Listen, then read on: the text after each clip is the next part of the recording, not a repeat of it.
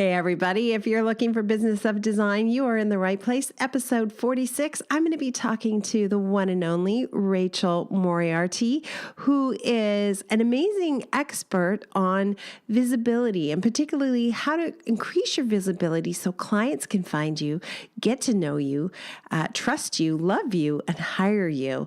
And we had a really wonderful conversation just before the holidays. And here it is early in the new year. I caught that horrible flu that's been going around. So I was re-listening to the podcast with Rachel right before we aired it here and realizing that, obviously down with the flu, I'm not going to have much visibility.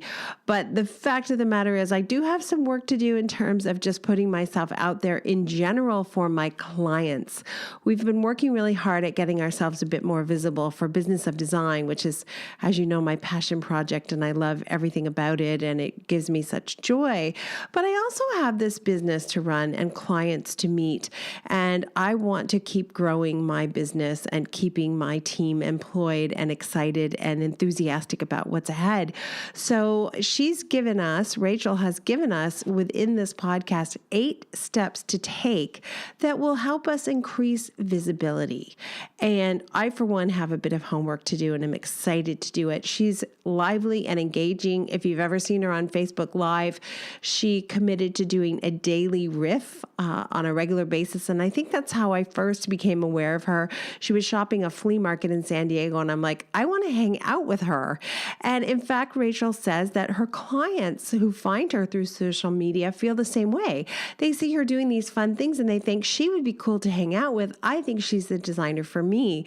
So in fact, putting yourself out there in this visible way is actually a really good way to get clients to connect with you and trust you, and then, of course, hire you, which is what it's all about. Before you meet Rachel, let me tell you a little bit about her. She is a leading home style expert. She's an author, speaker, design blogger, and co-host of the popular Design Style podcast. I had the pleasure to be on the podcast with Dixie and Rachel. Check it out if you haven't done so yet. They're a lively duo and a lot of fun, and we ended up having kind of an offline side chat about the fact that it would be really quite easy for the two of them, even though they live far apart. Dixie's in Tennessee and Rachel's in San Diego, to be business partners in a very real way in their interior design firm. So that was kind of fun. Rachel's an award-winning designer with more than 13 years experience redesigning the houses, vacation, and investment homes of successful professionals in and around San Diego County, but more than that, nationwide, because she's got an online service available as well. She has done a lot of work as a photo stylist and has been published in several fashion home decor catalogs. She's involved in every aspect of the design process from the initial concept to the first installation. Her specialty is elevating spaces by incorporating her clients' existing furnishings, and she's known for her attention to detail and her outstanding customer service. And I know her because she's just one of those lively, lovely people I want to follow on social media. And let's jump right in and meet Rachel. Welcome to the Business of Design podcast with Kimberley Seldon. Brought to you by Business of Design, a coaching community for independent designers like you. We all know design matters. At Business of Design, we think designers matter too. Hey, Rachel, how you doing? I'm doing awesome. How are you? I'm so good. Rachel's my best friend who I've never met. Yeah, I'm always seeing you on social media and admiring what you're doing, and just like in your bleachers, in your virtual bleachers, saying, "You go, girl, you go, girl."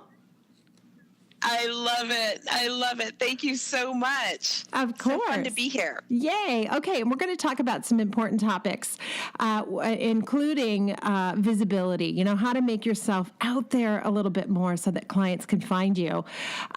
Before we do that, though, this happens a lot when I'm doing the television show. Before the cameras roll, we end up having a conversation that is hilarious.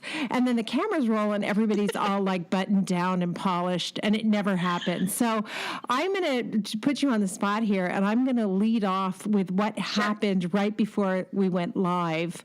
And that has to do with the fact that this work that we do is so hard that sometimes you just want to quit. It's just so hard. So you tell us what's going on with you. Well, we were just talking about, here it is December, and I feel so bad saying this. I was having a chat with one of our mutual friends. We chat very often because we have similar businesses and we lead, groups of designers and stuff like that. And so, it's the end of the year and trying to juggle all of that. And plus I have kids, sometimes design is like the last thing on the list. Right. Yeah. I completely get it. I was just like, I am so tired of designing. When you get to December, it's December 1st. And so it's, a couple weeks before my kids break. And it's kind of like, I actually love that the last couple weeks of the year to reset and regroup and, just re-energize. Sure. And I'm looking forward to it. And I feel it. Like I feel it right now. I feel like I need that. Yeah, for sure. It's really good, I think, for us to have these honest conversations because people listening they feel exactly like we do. Like some days, like honest to God, doesn't it look like it'd be awesome to work at Starbucks because this is hard. Yeah. And, I completely botched on a job that we're doing an installation on December 7th and 8th. I forgot to select the hardware for these magnificent walnut built-in cabinets. And I just, seriously, Kimberly, you just did not even think of ordering hardware. So I had to go to the client, and luckily I've worked with her a few times and just say, my bad. I'm such a loser. I'm so sorry. And she laughed, and she'll be fine about it. But it just shows you, no matter how many systems you have in place, there's still going to be those days where it's just tough. Something just goes off the rail. It might be your fault. It might be somebody else's. And Rachel and I are right there with you, right? Right. Absolutely. All right. So let's talk about, of course, we're taping this prior to the Christmas holidays, the Hanukkah holidays, and all that kind of stuff. This is going to air after that. So hope you all had a great holiday. And let's talk, Rachel, about, first of all, why should I care about increased visibility? So what? Is it just a vanity exercise, like I'm showing off in front of my peer group, or is there actually something I'm going to get out of this conversation? Oh my gosh. So to me, everything sort of breaks down to visibility. I think visibility is so when I started, I have a podcast called Design and Style. And when we first started, we were like, we're going to talk to decorating enthusiasts and we're going to talk to designers and this and that. And then as we went along, we just kept niching and niching and niching. And finally we niched to this one word. We found that everything kept going back to the one word, which is visibility, because it doesn't matter what stage of business you were in. So I think this week, or you posted, your last podcast had a side hustler. So if you're side hustling, which I was a side hustler, I was a private banker just a couple of years ago. And what I did is I literally started posting photos on social media of me fluffing pillows. I like to style spaces, and I'd be, at the end and I'm fluffing pillows or, putting a quilt on a bed or something. That is how I launched my business. Mm-hmm. So whether you are side hustling or maybe you're just graduated and you're just beginning, you need to start building awareness. You need people to start knowing what you do, who you serve and how you do it. And then there's, all stage, doesn't matter what season you get to, maybe we're kind of like I am, where I have a nice flow of clients. And now I've got this thing that I'm really passionate about called visibility. And I'm talking to, interior designers and stylists and decorators and stagers. And now it's more of a positioning thing. So it depends on what your intention is what's kind of, I love that you use the word intention almost in every podcast I've heard of yours. And so that's why wow, that's true. Yeah. I wasn't even aware of that. Yeah. I was just talking to my business partner, and we have a a membership group as well. And we were like, well, December, let's talk about, and really it's intentions and goals, and they can be almost interchangeable. So it depends if you're kind of a little woo-woo and flowy like me. I like the word intention. She likes the word goals. She was going to be an engineer, and she's, focuses on the construction side. So goals is her kind of like love language, and intentions mine. So yeah, exactly. That's what. Yeah. So I think in any phase of your business, it's super important. I don't talk about visibility for visibility's sake. I'm talking about it as it relates to business. Okay, and if you're listening right now and you're like, gosh, I'm not visible enough. I'm not on Facebook. I don't have a Facebook group. I don't do enough Pinterest. I don't do enough Instagram. And would you recommend then, let's start by setting an intention. And what could some potential intentions be for people? Okay, so I'll just share what some of mine are. So mine, obviously the main one, because design is our bread and butter, is to land more ideal clients. So I show up on people's feeds all the time, and I like to show them all aspects of me, whether it be, I think you've even commented like, oh, I want to go to the flea market with you. I want people to know, because my process does start with what people own.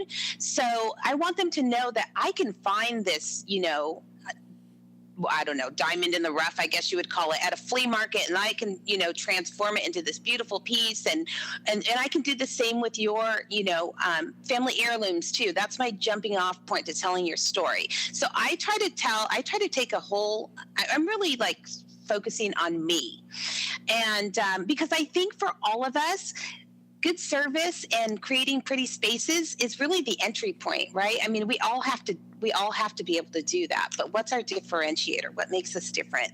So that's what I focus on, is doing that. So establishing a know, like, trust factor. And I actually call it I call it a no love trust, because I had just this last week, I had somebody contact me through my website. And when I got on the phone with her, she was so excited. She was like literally out of breath. And I'm sure you've experienced this too, because you're highly visible, where it was just like, and it's so funny because I'm not like famous, but on her phone I am. You know what I mean? And so she was like so excited to talk to me. And she's like, I've been all over. I've read all of your blogs. I went through, she's like, you won't believe it, but I just spent the last hour and a half going through your live streams. And she said, I know this is going to seem weird to you, but I just love you. And I just know you're going to be the perfect designer for me. And so I love that my clients actually will kind of self-identify them. And when they've consumed that much of Rachel, they are usually right. They usually are the perfect client for me. So wow, that's another thing. That's an outcome I don't know that I even thought about consciously, that they get excited by your personality and think, I want to hang out with her. She's the right designer for me. Like that's an amazing outcome. And I want to go back and say that no love trust is spelled KNOW, not NO. No, KNOW, no love trust. I like that. Know me, love me, trust me. I like that. Okay, so set an intention, whatever it is. For you, it's to land more ideal clients, and I would put a lot of meat around that. What is an ideal client? How much money do they spend? Where do they live? What kind of control and freedom do I have in that relationship? So that's an amazing one. What would you say is the second step then to increasing visibility? Now you've got your intention. What do you do next? So I think that live video, if anyone that follows me or knows me, they know that I have a daily live stream show called Rachel's Daily Riffs. One day I just said, I'm not going to sit around and wait for the news station to call or for HGTV to call. I have this amazing gift, which is a cell phone, and I can land in pretty much every influencer's phone, and they're looking at their phone, first thing in the morning or last thing at night or in the line at Starbucks. And it's pretty, I don't think people give it enough weight. So I created a daily live stream show called Rachel's Daily Riffs. And then the funniest outcome was one day I got a private message from Jason Harris, who's the founder of the Design Network. And he was like, hey, I love what you do. Let's talk. And we got on the phone. Now he's my podcast sponsor.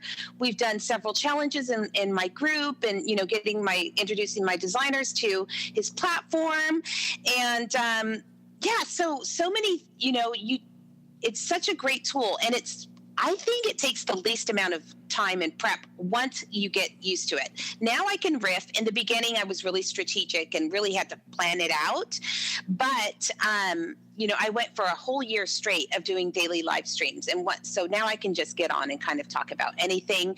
The other day, I got my first Christmas card in. So I just flipped on the camera and started talking about creative things to do with Christmas cards, so now I just kind of like little daily prompts will get me going on that. That's so cool. What I always think is, does she have her hair and makeup done every single day? And oh my God, people would die if they could see me every single day. Well, I do have a pixie, and I've literally timed it. It takes me less than a minute to get it to camera ready. So I need a pixie then, seriously, because my hair is always the thing. Like I could go no makeup, that would not be a problem. Yes. I don't really care. Yes. But the hair is like, seriously, that's what my hair looks like? Like, what am I going to do about that? Okay. Enough about me. This is about you. I look like a troll doll in the morning. The other thing is share your projects on social media. A lot of the designers in our group talk about I've had some put their projects up and then take it down. They are so worried about their colleagues being judged by their colleagues, being judged by their friends, or maybe there's somebody in their family, there's or even it just could be a story that they're telling themselves about, bragging about their projects or something like that.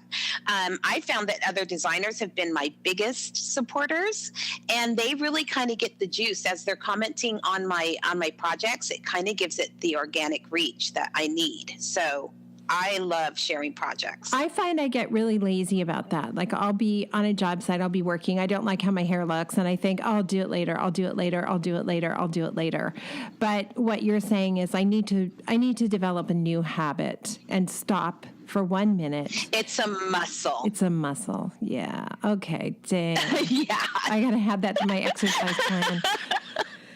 Okay, so share your projects. Okay, then what about social media? Like where, what, how? It's so big. What do we do? How do you start? I know.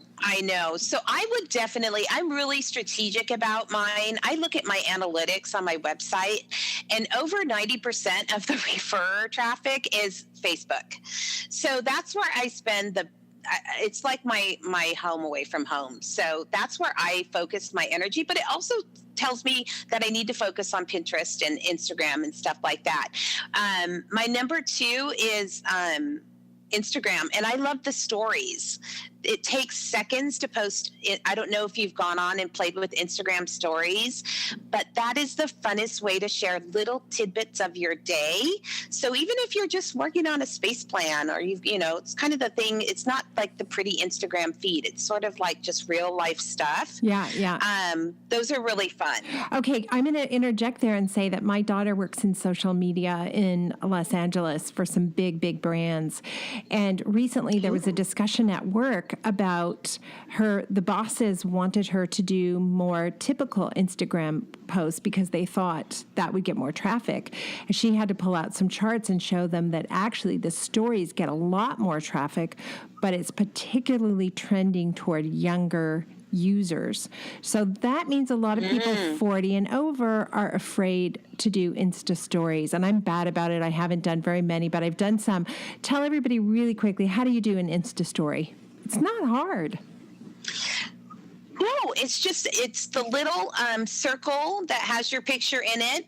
You just hit it, you hit record, and it gives you a lot of options. Like you can do little boomerang videos on it. You can do these things where it kind of like will go like focus in a couple of times and make this music like bump, bump, bump as it's focusing into something. So, you could do a video, you could just talk on it. You can just pull pictures from your camera roll, and it gives you all these fun little icons and stuff to to add on to it. So little hashtags, last week it was 90 degrees in San Diego. So there's a little thing where you can actually add the temperature. So I was at the beach the day before Thanksgiving and, stuff like that. Yeah. So it's so crazy how hot it is, isn't it? Crazy how hot it is. Gosh. Los Angeles is burning up too. I did that little temperature thing. I was standing in Barstow on a trip to Las Vegas and it was July and I can't even remember, but it was crazy hot. So I know which one you mean. So everybody, don't be afraid of Insta stories. Just go try it. Super easy and really fun. Thank you. Reminding me to do that for sure. I know you also talk about sharing not just pretty finished project pictures, but behind the scenes, what's happening. I tend to talk a lot about things that go wrong, as I just spewed at the beginning of our discussion, because something typically will go wrong every week. But what other kinds of behind the scenes stuff do you share? So I love to share, we have a local showroom here, like trade only. I think when I show stuff that kind of, what I'm sending a message is a little bit of exclusivity when I'm walking in the door and it says trade only. And so I like to do that. And it's kind of like a little humble brag, not humble brag, but you know what I mean? It's it's very subtle, but it's like, oh, this is resources that you can only get through me. That's one of the things that I really like to do. I love to do like wholesale flower markets. That's another thing. Installation days.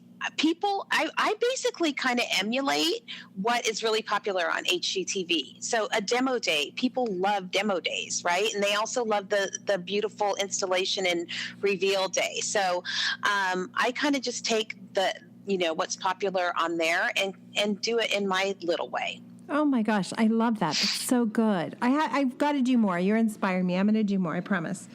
You also have yeah. Every single podcast, I'm like, oh, I got to do better. I got to do more. If you haven't figured out that I'm a type A driven person yet, there you go. You also have a blog. How does that fit into things anymore? Are blogs dying? Do you really need one? If you had to choose between a blog and your Facebook Live, how does that all fit in? So I love Facebook Lives. I think it's easier to get your personality out there. Blogs were always a struggle for me. Even so, when video came, it was just a perfect fit. But like I said, that one client that just reached out last week, she had gone through all of my blogs. So I think it's important to have it there. I just did like the color of the year. I think it's also fun to go a little bit deeper into some of my projects, like some of the in-between process photos that you would never really post, you can go into on your blogs and kind of tell the story about that. So I love it. I think it's still important. And when I haven't had time, I have downloaded a Facebook Live and I've plugged it into a blog and been like, here's a recap of, something I was working on. And so that's been a replacement of a blog. Okay, cool. Thank you. This is so good. And by the way, I know you're wanting to take in every single suggestion Rachel has. So we're going to have all these notes at businessofdesign.com for you to download. So you don't have to stop what you're doing and write it down if you don't want to. We'll be able to share it all with you. And this is really actionable stuff, Rachel. So thank you for that. We so appreciate when people come on and don't go into theory, but get into here's what you're going to do. Yes, and how you're going to do it. Yeah. All right. You mentioned earlier that you look at your analytics, and that sort of falls under a category that frightens people, I think, generally, kind of like looking at your profit and loss statement. Everybody goes, ooh, that sounds scary. Is looking at the analytics scary, and what do you look for?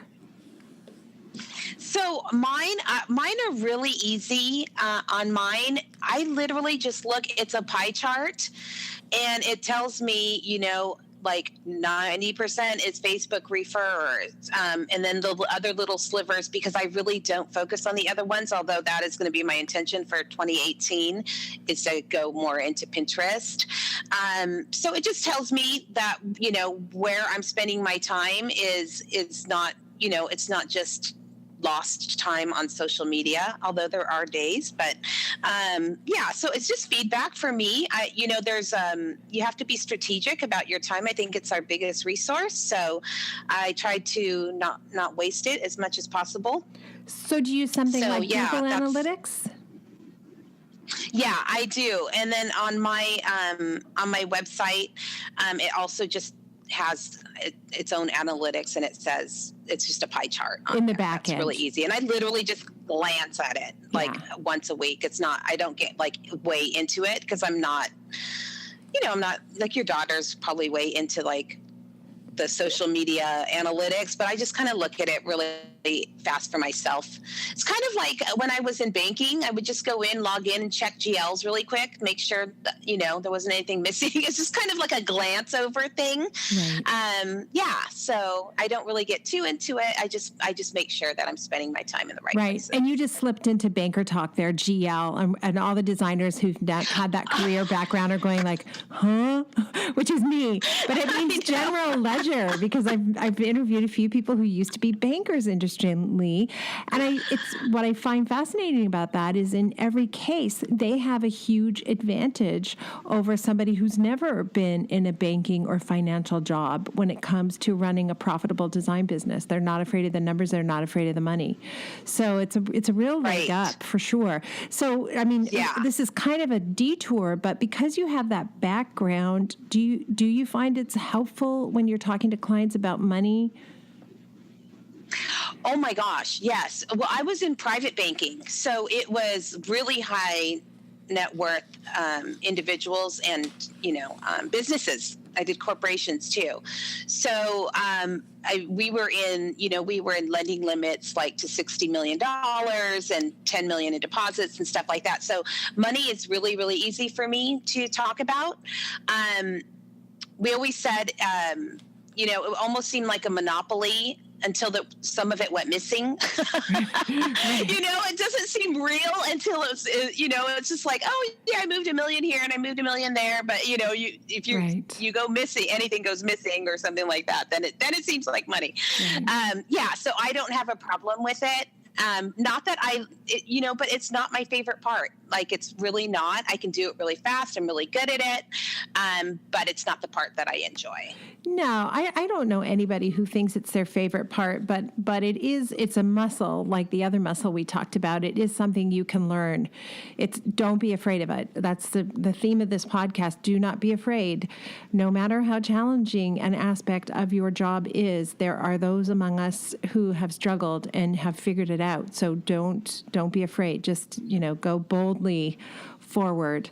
And I'll jump back on track. My ADHD took over there and I just went down a side path, but that's okay.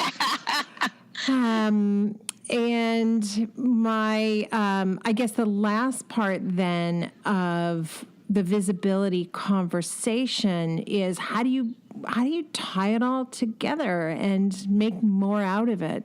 How often do you look at everything you've done over the year and kind of create a new intention for yourself and fine-tune it? So that is what I'm looking forward to at the last 2 weeks of the year. I don't know when this is going to post, but I take the last 2 weeks of the year and look at everything, and I really celebrate everything, and then look forward and set new intentions and pivot. So that's kind of what I do.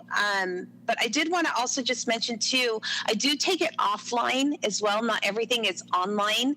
I think it's really important to make those connections, especially like at industry events. I've had really, really great luck meeting people in, like at I know you have a thing coming up at High Point.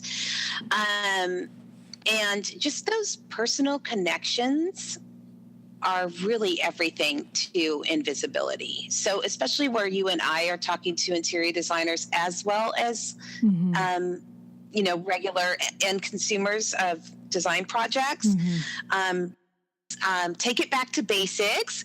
Definitely make connections offline. Like I know you're doing an event at High Point Market. Yeah. I was at High Point for the last one, and we did a panel discussion and connected with all of the people in my group, which was so much fun.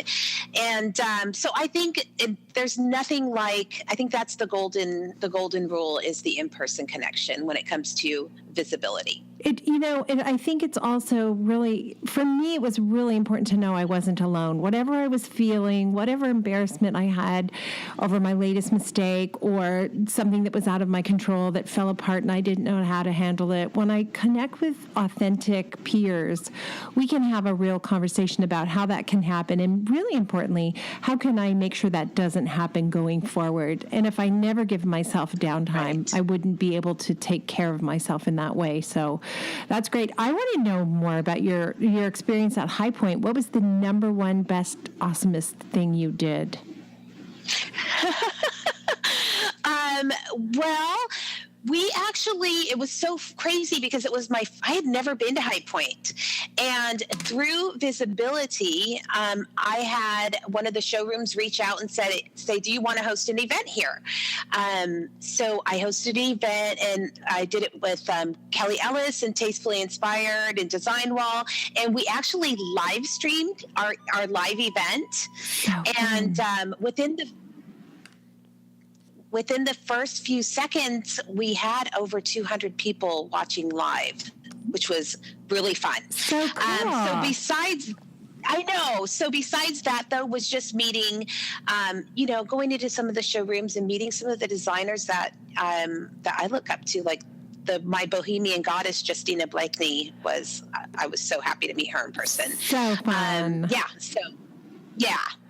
Good for you. So it seems to me like you're really intentional about all of this. It might look like you're just out there having fun, but you're very aware that you're building a company that is a serious interior design firm, and you're looking for clients who also are serious about their projects. And I'm just so happy for you. It's wonderful. It couldn't happen to a nicer person.